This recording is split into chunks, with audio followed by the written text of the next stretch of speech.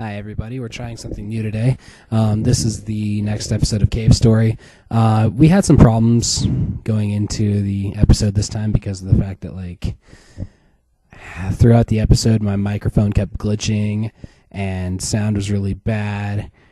You're not really missing much as far as narration from the episode goes because half the episode I was complaining about the low frame rate, and the other half of it I was in absolute awe at the complete jump in frame rate, which I later found out was because of the fact that my microphone was not working. It was not recording throughout the entire episode, which is perfectly fine because it gives me an opportunity to try something else, focus a little bit more on I'll have some mild narration here and there throughout the video just to kind of laugh about what had happened. See here, you can already see the frame rate is dropping again. But I don't know, I kind of felt like taking a few minutes to just chat about what I've been thinking about lately. And there have been a couple things that have been on my mind lately about with regards to not just gaming, but any form of media that I feel are worth talking about. And so consider this kind of like a podcast style, unscripted, discuss rant thingy. I probably won't get too heated about it because it's just my own opinions, and if you don't agree, that's too bad. But what I've been thinking about lately is the subject of brand loyalty and why it's dangerous. Today on, I don't know if any of you ever listen to it, probably not. Pat the NES Punk does a podcast every week called the Completely Unnecessary Podcast, where he talks about just various things going on in the gaming industry, nerd industry, comics, movies, games, whatever. And I'm trying to think of what exactly it was that he was talking about this morning. Let me just look it up. As you can see, I don't have a script, so this is going to be a rather interesting, is a good way to put it, discussion. But where are you?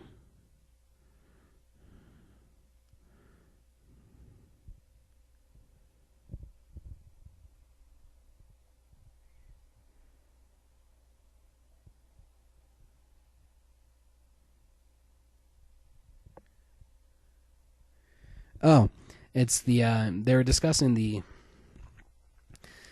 fact that the PS4 and the Xbox One turned a year old today, or recently, and their first year wasn't all that great. And granted, the Wii U wasn't either, but one thing that they noticed is how a lot of customer loyalty in these two companies shifted between generations of games. And part of the problem was these two companies thought that they could use their quote-unquote customer loyalty to gain more, basically squeeze more money out of them or push really stupid campaigns on them. I mean, if you'll recall, the original order of the PS3 was going to be $600, and the Xbox One was initially going to have always online. You couldn't buy used games for it, and both companies thought that because of their customer loyalty, they could get away with this. We all know how well that went, but I'm just making a note of it. But I was thinking about that, got me thinking about the concept of brand loyalty in gaming, and I am kind of guilty of it. I mean, the only game consoles I own are Nintendo. I have a Wii U and a 3DS, but the problem with brand loyalty is it rewards bad business behavior in a way. A good example of that would be Capcom and its DLC extravaganzas a couple of years ago. The worst being Street Fighter Cross Tekken, where it had characters on the disc as DLC. And brand loyalty, buying up the DLCs, all that, basically supports that bad business program. And a more recent example would be Assassin's Creed Unity. A lot of people pre-ordered it before reviews of the game came out. And granted, I'm not here to talk about the glitches or whatever, because I've never played it. But I've made But the idea of people buying up, spending money on a game or on a product without knowing anything about it beforehand, the bad reviews will come in eventually. But when the company already has the money in pocket, that doesn't matter. Their bad business procedures have already been rewarded, and anyone who understands basic psychology will know that. And again, this is just basic. When motivated by reward, not like when the motivations are not pure, which in this case it's business, they're not going to be pure. They're when rewarded for something that they know they shouldn't be doing, they'll continue to do it. And I remember a couple weeks ago, or maybe a month or so ago, another YouTuber I watch, and if he ever watches this, he'll probably be very upset to know that I cannot remember who it was. So, no name YouTuber like myself forgot a bigger name YouTuber's advice, or forgot the name. So just know that this is not my opinion. Well, it is my opinion, but there is a source to it, and I can't remember the source at the moment, so forgive me. But a YouTuber a while ago said that it's time to... As you can see, my frame rate is dropping tremendously here. A while ago, a YouTuber talked about... he basically said, stop pre-ordering games. Just wait, especially when there's no... Or no, stop pre-ordering games. Oh, that was Total Biscuit. Okay. And then another one, might have even been Total Biscuit as well, said to stop buying bad games. A lot of these YouTubers, Pro Jared, Angry Joe, well, I don't know about Angry Joe, but some people will actually spend money on bad games to review them. And what does that say to the company that makes these bad games? They don't care if their game got bad reviews or not. They care about the money. Now, granted, some companies may see bad reviews as as a call to reformat things. Reset the formula a bit. I mean, we'll get a comparison again. First one off the top of my head, Nintendo. I apologize, guys, but look at the difference between Skyward Sword and A Link Between Worlds. Skyward Sword being the most linear Zelda game that's come out to date, and A Link Between Worlds being one of the most open-ended ones that's come out in recent years.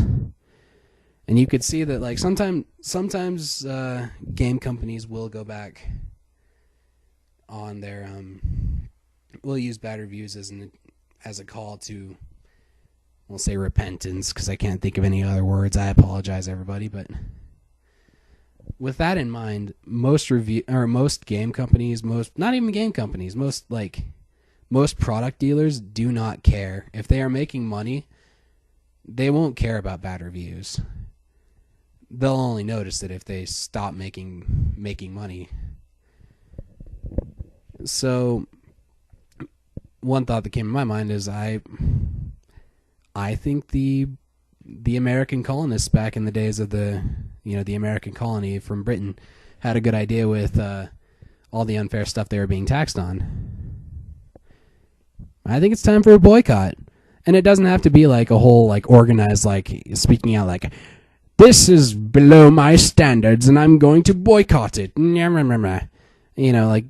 We don't really need to say anything about what we're not buying. For me personally, I am not interested in... Well, good example. I'm not interested in Call of Duty. I'm not going to buy it. I am not interested in I'm not interested in a lot of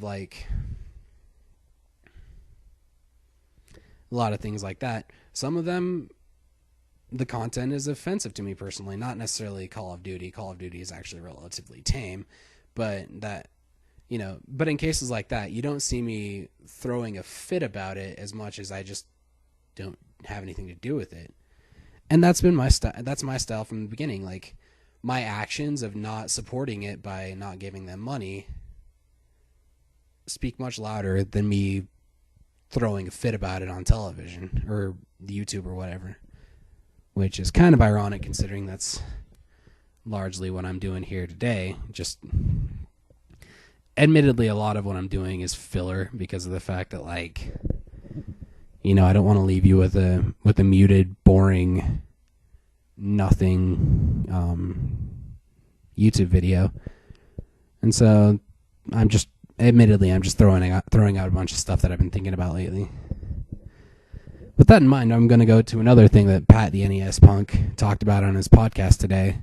Or, well, the video was up today. The podcast was probably up a while ago. With regards to the Smash Bros. Wii U, when that came out, there was the GameCube adapter that came out for the Wii U. Because most, like they said, most hardcore Smash people think the GameCube controller is the best way to go with controlling Smash Bros., which, whatever your opinion is doesn't really matter to me in the long run because I don't own one. I can make do with pretty much any controller if I really want to. But what boggles in my mind, they were talking about it, because the adapter's sold out, right? And because the adapter's sold out, people are using that as an excuse to make a ton of money off of it. Like, a lot of people, I'd be willing to bet a lot of people bought up the adapters on day one, just made sure they were all bought up and waited until they were sold out and in high demand. And I guess they're selling for upwards of $100. And bear in mind, this is a $20 piece of plastic that you can use for game controllers. Now you could say that's capitalism. People do mean things for money. I don't care about what the people are doing. I'm more concerned about the people that are supporting it. Like, these people wouldn't buy up all this stuff and flip it for $100, $150, $200 if people would stop buying it for that much. If they couldn't get that amount of money off of people, they wouldn't be trying to, but they know they can, and so they're doing it. And so I guess my little rant there is just my way of saying, hey guys, just think about what you're spending your money on. And I'm not the best either. I squander my money way more than I care to admit, but but it just feels like, my gosh, if you're paying way more than... Okay, so if you think of retail price as, spending more than what it's worth to actually make the product, and you're spending more than retail price because you want it so much, what does that say about you, and what does it say about the kind of business that you're supporting?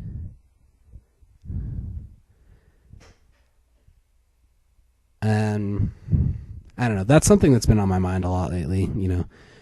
Those of you who actually tune in to watch this, especially those of you who are still watching. I've been going on for 14 minutes with no sound at all in the background because this is all in post production.